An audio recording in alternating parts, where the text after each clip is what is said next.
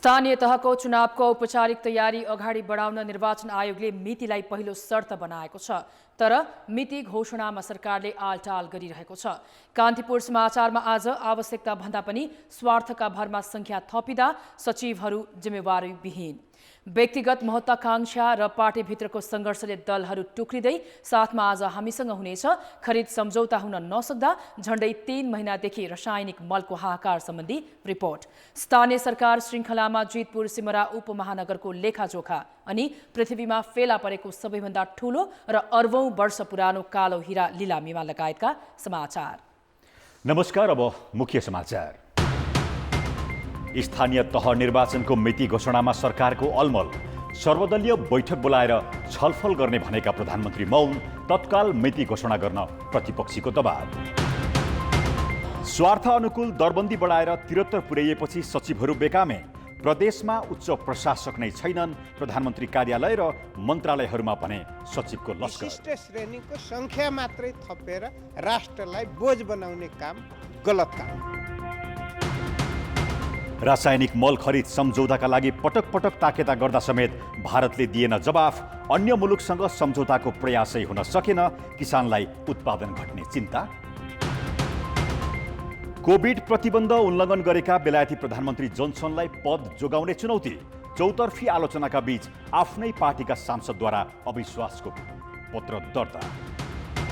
र राखेप नेतृत्वविहीन हुँदा ठप्प खेल गतिविधि सञ्चालन गर्ने विकल्प नै खोजिएन। खेलाडीको तलब भत्तादेखि पूर्वाधार निर्माणसम्मका काम प्रभावित।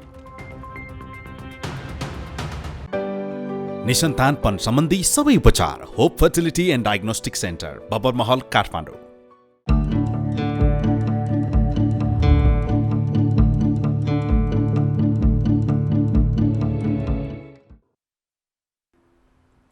स्थानीय तहका जनप्रतिनिधिको म्याद आगामी जेठ 5 गते सकिँदैछ। त्यस अगाडि नै निर्वाचन गरिसक्नुपर्ने भनेर निर्वाचन आयोगले सरकारलाई जेठ 4 गतेको मिति प्रस्ताव गरेको एक साता हुन लागे पनि सरकारले निर्णय लिन सकेको छैन। कतिसम्म भने निर्वाचनका विषयमा सरकारले अहिलेसम्म कुनै पनि पक्षसँग छलफल समेत अगाडि बढाएको छैन। प्रधानमन्त्री शेरबहादुर देउवाले स्थानीय तहको निर्वाचनका विषयमा निर्वाचन आयोगसँग परामर्श गरेपछि सर्वदलीय छलफल गर्नुपर्ने थियो। आयोगले निर्वाचनको मिति प्रस्ताव गर्दा उनले सत्तारूढ गठबन्धन र विपक्षी दलहरूसँग परामर्श गरेर मिति घोषणा गर्ने भनेका थिए। तर उनले त्यो प्रयास नै गरेका छैनन्। विपक्षी दलहरूसँग परामर्श गर्नु त कता हो कता गठबन्धन भित्रै पनि गम्भीर छलफल भएको छैन। आफ्नै दल नेपाली काङ्ग्रेसभित्र आन्तरिक छलफलमा समेत ध्यान नदिएका उनले एमसिसीको विषयलाई टुङ्गोमा पुर्याएर मात्रै अगाडि बढ्न खोजेको जस्तो देखिन्छ। तर प्रधानमन्त्री निकट काङ्ग्रेस नेताहरू निर्वाचन मिति छिट्टै घोषणा हुने दावी गर्छन्। जेठको 4 गते स्थानीय तहको निर्वाचन हुन्छ, तयारीमा बस्नुस् भनेर चाहिँ भनिसक्नु भएको छ। निर्वाचन आयोगसँग पनि एक चरणको छलफल भइसकेका छ। अब छिट्टै नै स्थानीय तहको निर्वाचनको घोषणा हुन्छ, जसमा दुई मत छैन। आयोगले निर्वाचनको औपचारिक तयारी अगाडि बढाउने पहिलो शर्त मिति भनेको छ। तर सरकारले आलटाल गरिरहेको छ। यता संसदमा निरन्तर अवरोध गर्नेदेखि सर्वदलीय छलफल बहिष्कार गर्दै आएको प्रमुख प्रतिपक्षी नेकपा एमाले समयभित्रै मिति घोषणा गर्न भने दबाब दिइरहेको छ। मन्त्री परिषदमा लगेर प्रस्ताव पारित गरेर निर्वाचनको तिथि घोषणा गरेर जानु पर्थ्यो। यो कुराहरूमा अर्घेल्याइ सुरु भएको छ र कता कता सुनिन्छ 4 गते नै घोषणा गर्ने अनि त्यसपछि यसो मुद्दा हाल्ने जस्तो पनि सुन्छु हैन। निर्वाचनको कुरालाई मुद्दा हालेर अनि फेरि लम्ब्याउने जस्तो कुरा चाहिँ सरकारले गर्दैन भन्ने लाग्छ। त्यो लम्ब्याउनको लागि त्यो घृष्टता गर्दैन जस्तो लाग्छ। त्यसैले हामी चाहिँ छिटोभन्दा छिटो सरकारले निर्वाचनको तिथि बैठक पनि डाक्नु पर्दैन, तिथि घोषणा गर्दै हुन्छ। जेठ 4 आसपासमा निर्वाचन गर्न अब आयोगले तत्काल काम अगाडि बढाउनु पर्ने हुन्छ। तर दिन नै नतोक्दासम्म अलमल छ। अघिल्लो निर्वाचनका बेला आयोगमा रहेका सचिव जेठका लागि समय पर्याप्त भए पनि अब ढिला गर्न नहुने बताउँछन्। स्थानीय तहको चुनाव गर्ने बेला हामीले 83 दिनको दिनमा गरेका थियौँ। अहिले त निर्वाचन आयोगले त्यस पछाडि चाहिँ तपाईँको चाहिँ मतदाता परिचय पत्रहरू, मतदाता नामावली सङ्कलनहरूको लगायतका कुराहरूको धेरै निर्वाचन सम्बन्धी पूर्वाधारहरू बनाइसकेको हुनाले 3 महिनाले पर्याप्त पुग्छ भन्छौँ। किनभने हामीले केही अगाडि चाहिँ 5 महिना चाहिन्छ भनेका थियौँ।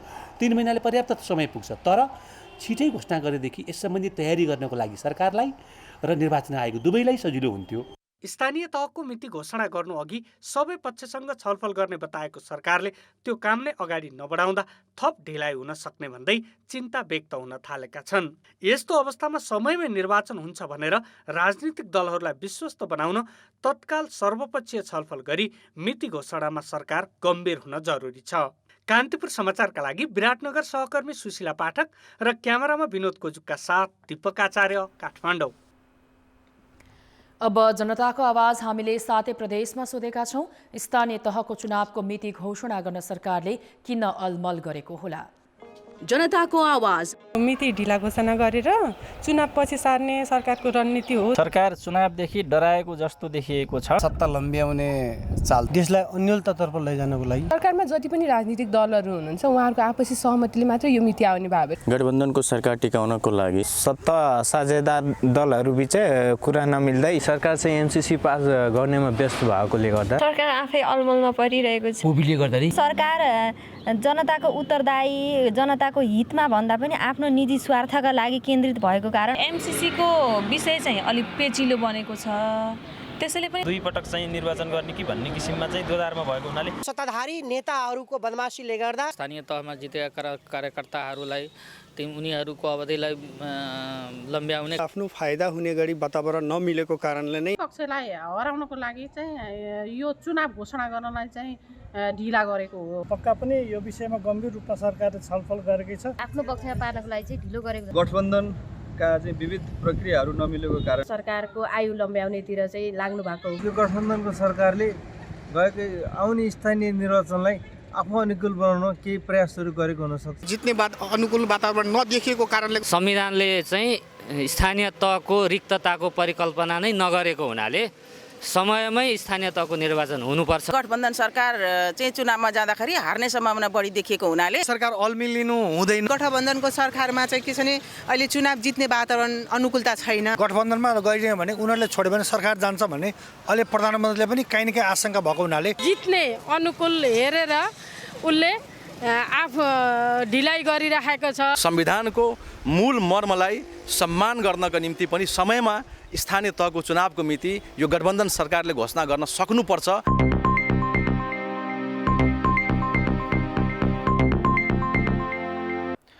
आफू अनुकूलका व्यक्तिलाई सचिव बनाउन विशिष्ट श्रेणीको संख्या थपेको सरकारले काम नपाएपछि सचिवको आवश्यकता अध्ययन गर्न कार्यदल नै गठन गरेको छ। त्यसो त यसअघि सरकारले नै गठन गरेका आयोग र समितिले समेत मन्त्रालय र सचिवको संख्या घटाउन सिफारिस गरिरहेका छन्, तर ती सिफारिसको बेवास्ता हुँदै आएको छ। अहिले सरकारले भूमिका नपाएका सचिवलाई जिम्मेवारी दिनकै लागि कार्यदल बनाएर भ्रम छर्ने काम गरिरहेको छ। अहिले प्रधानमन्त्री तथा मन्त्री परिषदको कार्यालयमा मात्र 9 जना सचिव छन्। अर्थ, उद्योग, ऊर्जा, कृषि र शिक्षा मन्त्रालयमा 2 जना सचिव छन्। यसका अलावा महालेखा परीक्षक र महान्यायाधिवक्ताको कार्यालयमा 4 जना सचिव सरहका कर्मचारी छन्। सहसचिवबाट अवकाश हुन लागेका र आफू अनुकूलका व्यक्तिलाई विशिष्ट श्रेणीमा लग्न दरबन्दी थप्ने प्रवृत्तिकै कारण अहिले सचिव दरबन्दीको संख्या 73 पुर्याइएको छ। सचिवहरूलाई कामै नभएपछि अहिले सचिवको आवश्यकता अध्ययन कार्यदल गठन गरी झारा टार्ने काम भएको छ। कुनै पनि मन्त्रालयलाई 2 जना सचिवको आवश्यकता छैन। नेपालमा मन्त्रालयको संख्या पनि बढी भएकोले गर्दा घटाउनु पर्ने स्थितिमा रहेकोले गर्दाखेरि विशिष्ट श्रेणीको संख्या मात्रै थपेर राष्ट्रलाई बोझ बनाउने काम गलत काम हो। केन्द्रमा सचिवहरूले नै काम पाइरहेका छैनन्। उता प्रदेशमा प्रमुख सचिव नभएर काम प्रभावित हुँदै आएका छन्। बागमती प्रदेशमा प्रमुख सचिव नै छैनन्। मध्य प्रदेश सहित अन्य प्रदेशमा पनि बेला बेलामा प्रमुख सचिव र सचिव खाली हुने गरेका छन्। कुनै व्यक्तिलाई प्रमोसन गर्नको लागि मात्रै त्यहाँका सचिव र प्रमुख सचिवको दरबन्दी सृजना गर्ने अनि त्यहाँ प्रमोसन अनुसार केन्द्रमै आउनुपर्ने कोही पनि ठिक छ नि त, क्राइटेरिया बनाइनु नि त। अब तपाईँ कस्तो हुन्छ भने बरु त्यो 5 वर्षको पदावधि काउन्ट नहुने तल बसेको प्रदेशमा बसेको प्रमुख सचिवको काउन्ट नहुने भनिदियो भने जो पनि बस्छ यहाँ आउनै चाहँदैन। 2063 सालसम्म प्रधानमन्त्री कार्यालयमा 2 र अन्य निकायमा 1 जना मात्र सचिव रहने गरेका थिए, तर पछिल्लो समय राजनीतिक अभिष्ट पूरा गर्न सचिवको संख्या अनावश्यक बढाएर राज्य कोषमा भार थपिएको छ। कान्तिपुर समाचारका लागि क्यामेरामा गोविन्द खत्रीका साथ बाबुराम तिमिलसिना, काठमाडौँ। बागमती प्रदेशका मुख्यमन्त्री राजेन्द्र पाण्डेले सर्वसाधारणलाई सहज सेवा प्रवाहका लागि मन्त्रालय टुक्र्याएको बताएका छन्। प्रदेश सरकारले सार्वजनिक गरेको 100 दिनको 67 बुँदे उपलब्धिमा मन्त्रालय फुटाउनु र सार्वजनिक बिदा दिनुलाई समेत उपलब्धि मानिएको छ। चेपाङ समुदायको सम्मान गर्दै न्वागी पर्वमा बिदा दिने निर्णयलाई प्रदेश सरकारको उपलब्धिमा राखिएको छ। बिदा पनि उपलब्धि हो र भन्ने सञ्चारकर्मीको जिज्ञासामा मुख्यमन्त्री पाण्डेले समुदायप्रतिको सम्मान भएको बताए। उपलब्धिको रूपमा नै लिनुपर्छ भन्ने मलाई लाग्छ। एकचोटि चेपाङ जातिहरूको त्यो पर्वको हामीले त्यो पनि भनेका छौँ। मकवानपुर, चितवन र धादिङ 3टा जिल्लामा छन् यो चेपाङहरू। विशेष गरी त्यो चेपाङहरूको पर्वको बेलामा तपाईँले यो बिदा पाउनुहुन्छ।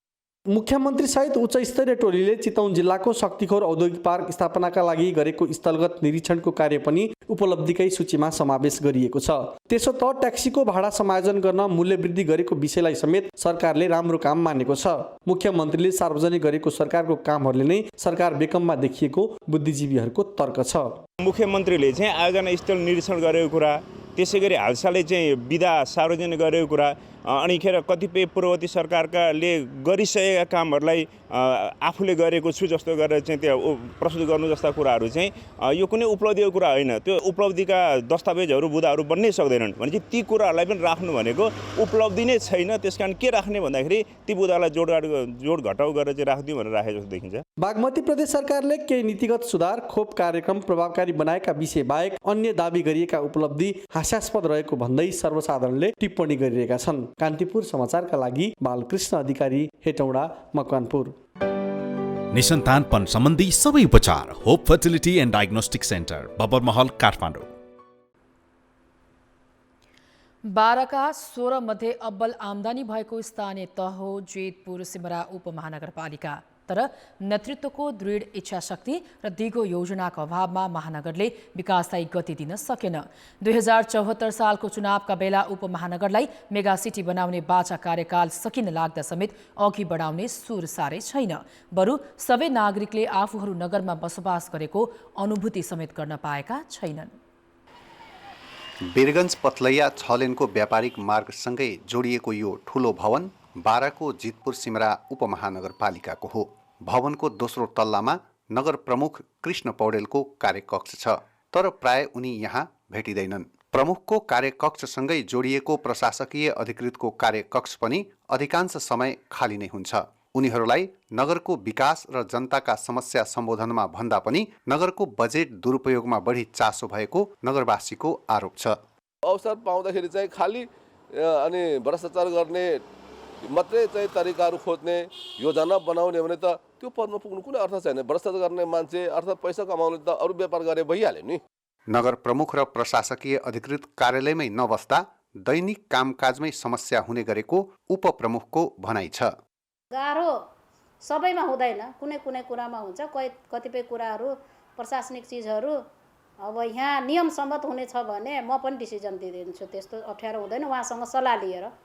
जितपुर सिमराका नगर प्रमुख कृष्ण पौडेल नेकपा एमालेबाट चुनाव जितेका हुन्। उपप्रमुख सरस्वती चौधरी पनि सोही दलबाट चुनाव जितेकी हुन्। तर नगरको विकासप्रति दृढ इच्छाशक्ति नभएकै कारण एउटै दलका प्रमुख र उपप्रमुख भएर पनि विकास निर्माण र जनहितका पक्षमा खासै काम भएको देखिँदैन। फोहोर व्यवस्थापन गर्न सकेको छैन। कसरी उपमहानगरपालिका हुन्छ? बिरामीहरूलाई एउटा उपचारको कुनै छैन। रात बिरात केही पर्यो भनेदेखि के हामी हेटौडा हिँड्नुपर्छ कि वीरगञ्ज हिँड्नुपर्छ? 12 जिल्लाकै औद्योगिक र व्यावसायिक नगर जितपुर सिमराको वर्षेनी सरदर 2.5 अर्ब रुपैयाँको बजेट हुन्छ। अत्यधिक जनघनत्व र राजमार्गसँग जोडिएकोले दुर्घटनाको अत्यधिक जोखिम भए पनि नगरमा अस्पताल समेत छैन। शिक्षा, स्वास्थ्य, पूर्वाधार विकास लगायत जनहितमा परिणाम देखिने कामहरू कमै छन्। जनप्रतिनिधिहरूले स्वास्थ्यको क्षेत्रमा, शिक्षाको क्षेत्रमा, कृषिको क्षेत्रमा, उद्योगको क्षेत्रमा, पर्यटनको क्षेत्रमा र एउटा योजनाबद्ध रूपले चाहिँ बाटोहरूलाई जोड्ने, एउटा लिङ्केज गर्ने बाटोहरूको रूपमा त्यस्तो ठुलो योजनाहरू चाहिँ केही पनि बनाउन सकेनन्। नगरमा रहेको 100औं बिघा सार्वजनिक जग्गाहरूको संरक्षण हुन सकेको छैन। बरु नगर प्रमुखले नदी जन्य स्रोतको ठेक्कामा मिलोमतो गरेको र विकासका योजना आफन्तलाई ठेक्कापट्टा दिने गरेको आरोप छ।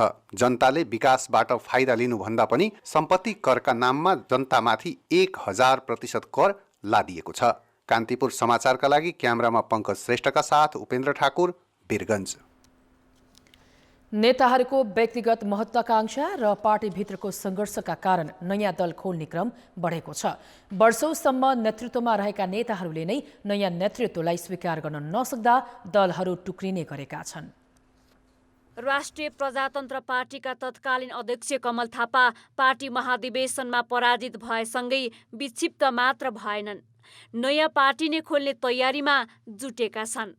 वर्षौं राप्रपालाई एकल नेतृत्वमा चलाएका थापा अध्यक्षमा पराजित भएपछि अहिलेसम्म पार्टी कार्यालय धुम्माराही पनि पुगेका छैनन्। थापाले नयाँ अध्यक्ष राजेन्द्र लिङदेनलाई स्वीकार गर्न नसक्दा आफै राप्रपा छोड्नुपर्ने अवस्थामा पुगेका हुन्। महाधिवेशनमा थापालाई हराउन निर्मल निवासले भूमिका खेलेको विषयमा छानबिन हुनुपर्ने थापा पक्षको माग छ। निर्मल निवासले गरेको जुन एउटा चाहिँ नाङ्गो हस्तक्षेप छ, उसको चाहिँ निर्मल निवासको सचिवालयबाट भएका जुन एउटा एक किसिमको आपत्तिजनक चाहिँ गतिविधि छ, त्यो गतिविधिले चाहिँ पार्टीले बोकेको एउटा चाहिँ विचार, आस्था, भावनामाथि ठेस पुर्याएको छ। त्यो स्वीकार गर्न नसक्ने स्थिति छैन। त्यो विषयमा पार्टीले गम्भीरतापूर्वक चाहिँ छानबिन गर्नुपर्छ, त्यसको निचोडमा पुग्नुपर्छ भन्ने कुरा हो। यसले निर्मल निवासलाई पनि फाइदा पुग्छ, यसले हामीले बोकेको विचार र आस्थालाई पनि अगाडि बढाउनको लागि मद्दत पुग्छ। उता मधेस केन्द्रित लोकतान्त्रिक समाजवादी पार्टीका नेता ब्रिखेश चन्द्रलालले पनि लोकसभामा विद्रोह गरेर पुरानै पार्टी तराई मधेस लोकतान्त्रिक पार्टीको नेतृत्व गर्ने तयारी गरेका छन्। अहिलेका मधेस केन्द्रित पार्टीहरूले मधेसका मुद्दा र अधिकार स्थापित भन्दा पनि व्यक्तिगत लाभ हानिमा बढी केन्द्रित भएको उनको आरोप छ। एकीकरण भएर मधेसको एजेन्डा नै बिर्सियो भने त्यस्तो एकीकरणको कुनै अर्थ चाहिँ छैन। त्यसकारण मधेसको एजेन्डा जो नेपालको निमित्त एउटा बहुत ठुलो र इतिहासमा नै पहिलो चाहिँ आन्दोलन हो, जसले नेपालका सबै जनताका बीचमा समानता, समावेशिता, सहभागिता र स्वशासनको कुरा चाहिँ उठाएको छ। त्यसलाई सम्बोधन गराउनका निमित्त त राजनीतिक शक्ति चाहियो नि। सत्ता गठबन्धन दलभित्रैको राष्ट्रिय जनमोर्चा नेतृत्वको विषयलाई लिएर दुई पटक विभाजित भइसकेको छ। नेकपा हुँदा र विभाजित हुँदा पनि कतै नलागेका वामदेव गौतम एमाले र माओवादी केन्द्र गठन भइसक्दा पनि एकता संयोजनको अभियान भन्दै नयाँ पार्टी खोल्ने तर्खरमा छन्। एमालेकै चुनाव चिन्हमा नवलपरासीबाट विजयी सांसद हृदेश त्रिपाठीले नयाँ पार्टी खोलिसकेका छन्। स्वार्थ मिल्दासम्म एउटै पार्टीमा सहकार्य गर्ने र नेतृत्वमा पराजित हुँदा लाभ हानिमा कुरा नमिल्दा नयाँ पार्टी खोल्ने परिपाटीले संख्या थप्ने काम त गर्ला, तर परिणाम दिनेमा आशंका छ। कान्तिपुर समाचारका लागि क्यामेरामा श्याम श्रेष्ठका साथ जनकपुर सहकर्मी अनिल मिश्र र अञ्जना लामिछाने, काठमाडौँ। नेपालमा कोभिड संक्रमण दर घटेको छ। पछिल्ला केही दिन यताको तथ्याङ्क हेर्दा संक्रमण दर घटे पनि मृतकको संख्या भने बढेको छ। नेपालमा आज कोभिडका 1103 संक्रमित थपिएका छन्। 5225 जनाको पीसीआर परीक्षण गर्दा 21.1%मा संक्रमण पुष्टि भएको हो। 10 दिन अघि अर्थात् माघ 12 गतेको तथ्याङ्क हेर्ने हो भने पीसीआर परीक्षण गर्दा 41% भन्दा बढीलाई संक्रमण पुष्टि भएको थियो। त्यति बेला नेपालमा सक्रिय संक्रमितको संख्या 90,067 रहेकामा अहिले त्यो घटेर 52,780 पुगेको छ। 24 घण्टामा सबैभन्दा बढी 21 देखि 40 वर्ष उमेर समूहका 545 जनामा संक्रमण देखिएको छ। अहिले 251 जनाको आइसियु र 49 जनाको भेन्टिलेटरमा उपचार भइरहेको छ। संक्रमणका कारण पछिल्लो साताको तुलनामा यो साता ज्यान गुमाउनेको संख्या बढेको छ। अघिल्लो साता संक्रमणका कारण 52 जनाको ज्यान गएकोमा यो साता आज 9 जना सहित 100 जनाले ज्यान गुमाएका छन्। आज 4771 जना संक्रमण मुक्त भएका छन् भने 5,88,440 जनाले कोभिड विरुद्धको खोप लगाएका छन्।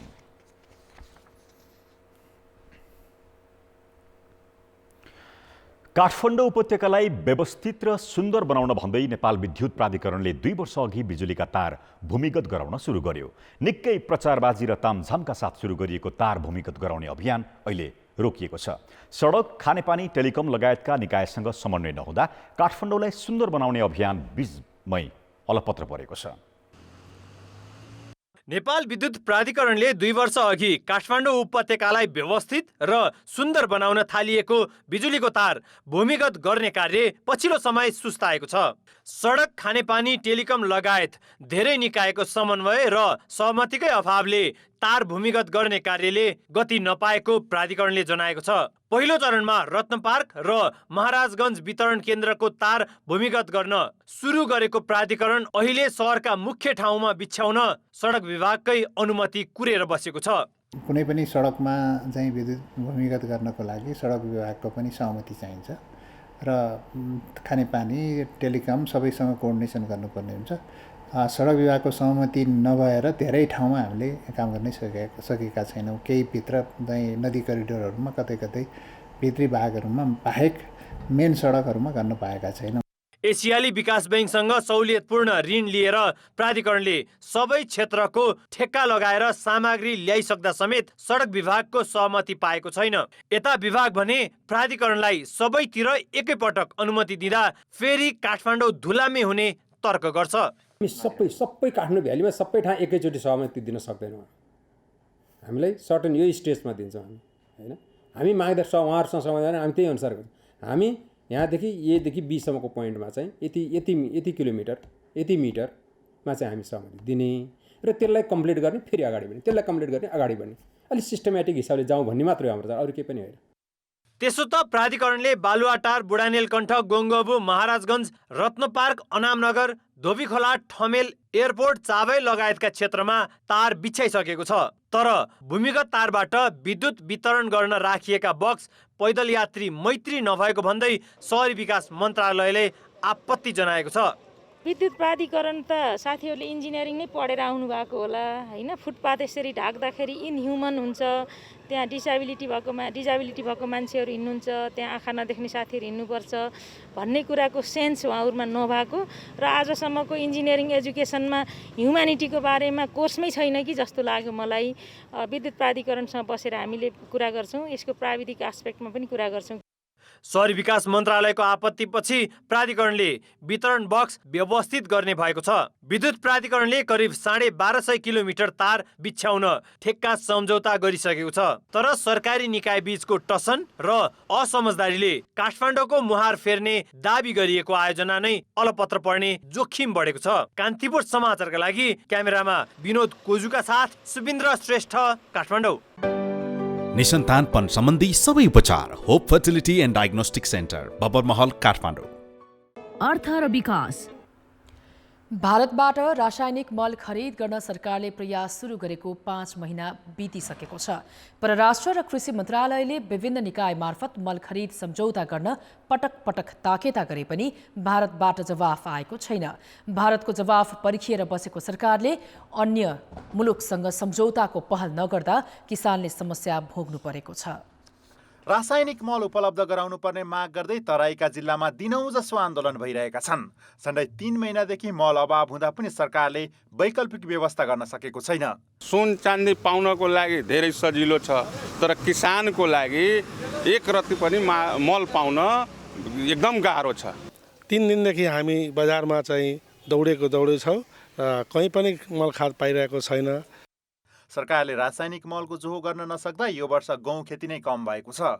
गहुँको बिउ नै कम बिक्री भएको प्रतिवेदन कृषि मन्त्रालयले पाइसकेको छ। मल बिक्री गर्ने कृषि सामग्री कम्पनी र साल ट्रेडिङका गोदाम प्राय रित्तिसकेका छन्।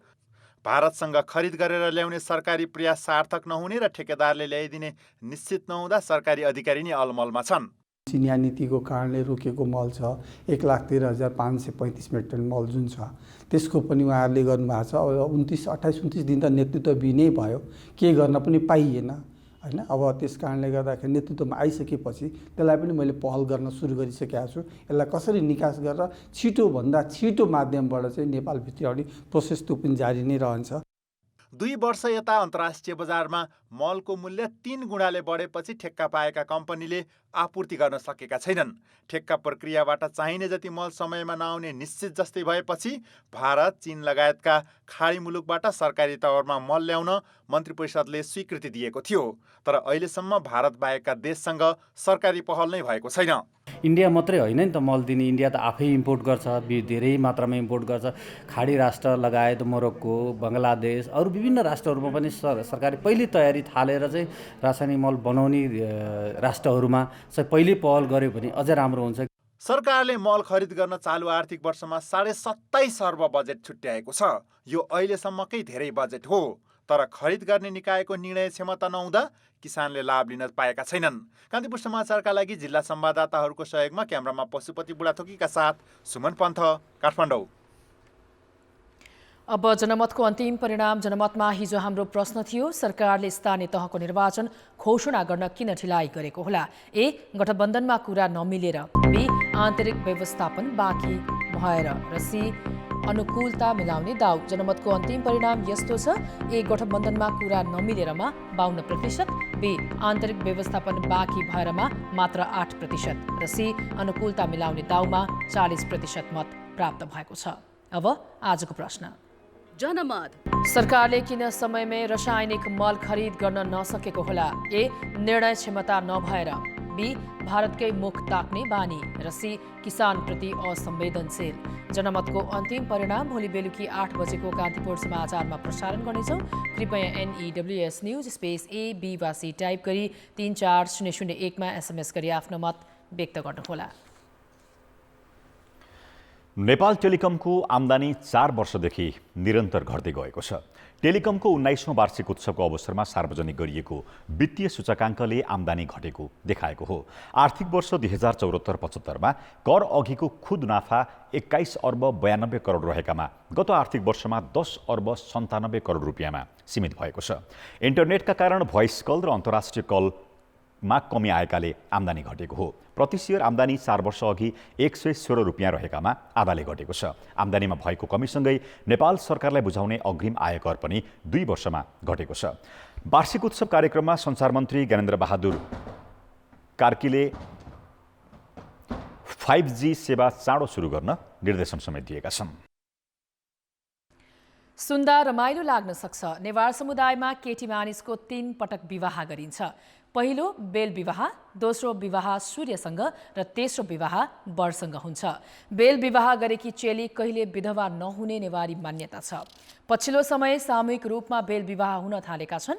स्वास्थ्य सावधानी पालना गरेर भक्तपुरमा आयोजना गरिएको सामूहिक बेल विवाहमा 3 देखि 11 वर्षसम्मका 300 कन्या सहभागी छन्।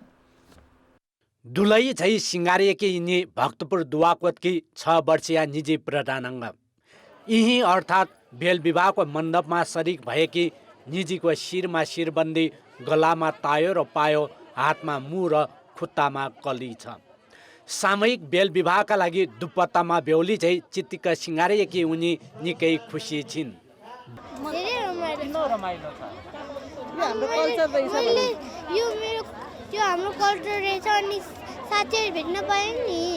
बेललाई शिवपुत्र कुमारको स्वरूप मानेर कन्यासँग विवाह गरिन्छ। कन्यालाई एक हातमा लगन पात्र र अर्को हातमा बेल समाउन लगाएर आमा बाबुले सुवर्ण कुमारलाई कन्यादान गर्छन्। बेल विवाह गरेकी चेली कहिले विधवा नहुने शास्त्रीय मान्यता छ। नारायणसँग उबेलै बिहा भइराखेको हुनाले उनको पति कहिले पनि मर्दैन भन्छौँ। कामदेव भनेको नारायणको अंश हो। त्यसैले सुनमा यो अंश आइदिने भएकोले प्राण प्रतिष्ठा गर्न नपर्ने गरी सुनसँग जोडिदिएको हुनाले सुवर्ण कुमार विवाह पनि भन्छौँ। विवाह चाहिँ बेललाई दिने। अब बेल विवाह गरेपछि चाहिँ अब नेवारहरूको चाहिँ कस्तो हुन्छ भने पछि पनि अब एउटा म्यानसँग बिहा गरिसकेपछि पछि चाहिँ अब उहाँहरूको कदम कदाचित समयभन्दा अगाडि नै केही भइहाल्यो भने चाहिँ बच्चा जस अब केटी मान्छे चाहिँ के भने अब विधवा हुनु पर्दैन भन्ने एउटा त्यस्तो कथन रहेछ। परम्परा जोगाउन र सामाजिक तदक भदक हटाई खर्च कम गर्न तिल माधव नारायण र बारेपीठ विकास समितिले सामूहिक बेल विवाहको आयोजना गरेका हुन्। प्रति व्यक्ति 500 रुपियाँ लिएर गरिएको बेल विवाहमा आयोजकले सहभागी कन्याका लागि चाहिने आवश्यक पूजा सामग्री र भोजको व्यवस्था गरेका छन्। व्यक्तिले घरमा गर्नु पर्यो भने 50,000 खर्च हुन्छ, तर हाम्रो नेवार कल्चर, नेवारहरूको जुन मात्रै यो कन्यालाई जुन गर्नुपर्ने जुन स्थिति हो अहिले, त्यसलाई सामूहिक रूपमा गर्दाखेरि खर्च नियन्त्रण हुन्छ भनेर हामीले सामूहिक रूपमा जुन गरेका हौँ र अहिले टोलवासीको पनि सहयोग छ। टोलवासी सबैले जुन समाधान गर्नुभएको छ, आफूले सकेको काम गर्नुभएको छ, कन्यालाई खुवाउने चिज ल्याउनु भएको छ। त्यसकारण पनि हामीलाई यो कम शुल्क लिएर पनि गर्नलाई सहज भएको कारण थियो। भक्तपुरको विभिन्न स्थानमा गरिएको बेल विवाहमा 300 भन्दा बढी कन्याहरू सहभागी थिए। कान्तिपुर समाचारका लागि क्यामेरामा गोविन्द खत्रीका साथ नारायण किलम्बु, भक्तपुर। गत असारमा आएको बाढीले बगाएको सिन्धुपाल्चोकको हेलम्बु गाउँपालिका स्थित 2 ओडा जोड्ने मुख्य पुल नेपाली सेनाले निर्माण गरेको छ। ओडा नम्बर 7 र 2 लाई जोड्ने चनौटेको रातो पुल बगाएपछि 2 गाउँबीचको सम्पर्क टुटेको थियो। करिब 1 करोड 15 लाख रुपियाँको लागतमा निर्माण गरिएको बेली ब्रिज गृहमन्त्री बालकृष्ण खाँडले आज गाउँपालिकालाई हस्तान्तरण गरेका छन्। पुल नहुँदा ढुवानीमा समेत समस्या हुँदै आएको थियो।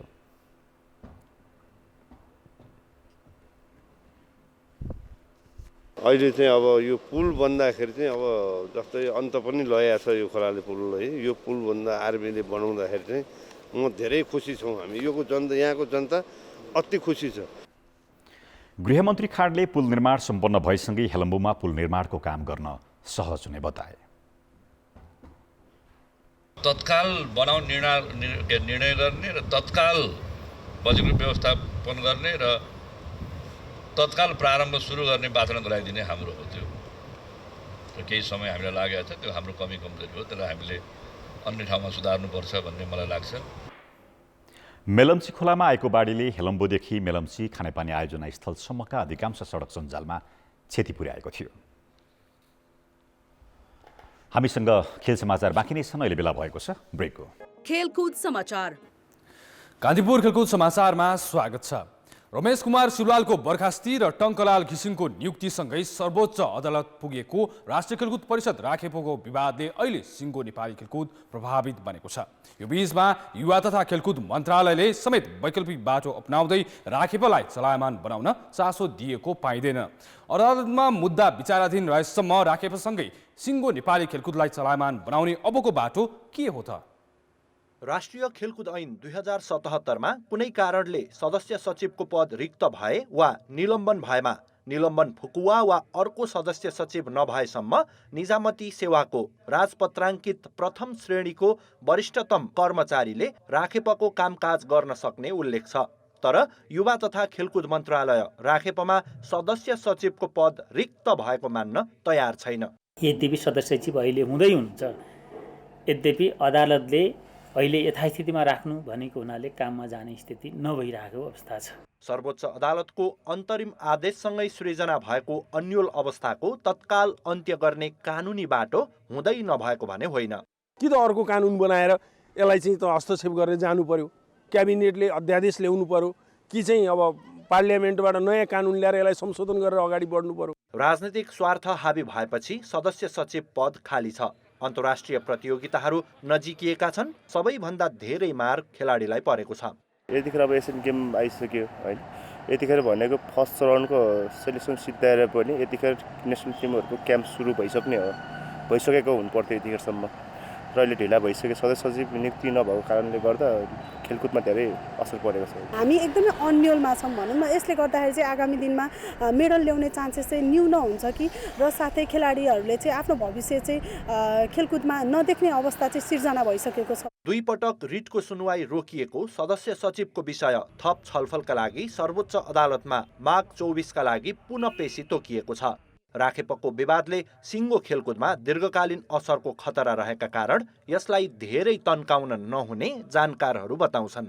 अदालत एउटा स्वतन्त्र न्यायपालिकाको आदेशलाई हामीले मान्छौँ भनेर शपथ खाएका मान्छेहरूले यो कुरालाई गर्दिन भन्न त जङ्गली राज हुन्छ। हेर्नुहोस्, त्यसो भएको हुनाले अदालतले कुनै आदेश जारी गर्नुभन्दा पहिला दुवै पक्षलाई राखेर दुवै पक्षको छलफलबाट के छ भन्दाखेरि यो कार्यकारिणी अधिकार चाहिँ अपहरित नहुने गरी निर्णय गरिदिनु पर्यो। झण्डै 1.5 महिनादेखि राखेप सदस्य सचिव विहीन हुँदा खेलाडी भत्ता, राखेप कर्मचारीको तलब, पूर्वाधार विकासको काम प्रभावित भएका छन्। तत्काल विकल्प खोजेर खेल गतिविधि सञ्चालन गर्न खेलाडी र कर्मचारीले आग्रह गरेका छन्। क्यामेरामा मुरारी घिमिरे, सञ्जय लुइटेल र जिल्ला सहकर्मी जे पाण्डेका साथ रेवण दाहाल, काठमाडौँ। कान्तिपुर खेलकुद समाचार अहिले यति नै। अब मौसम।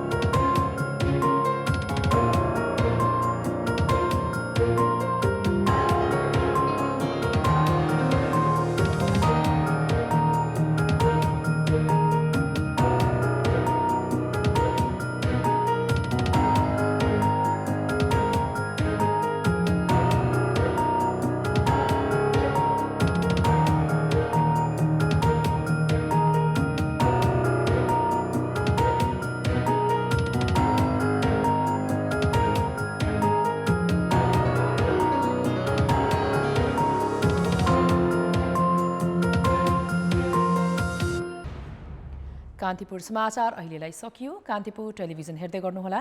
नमस्कार।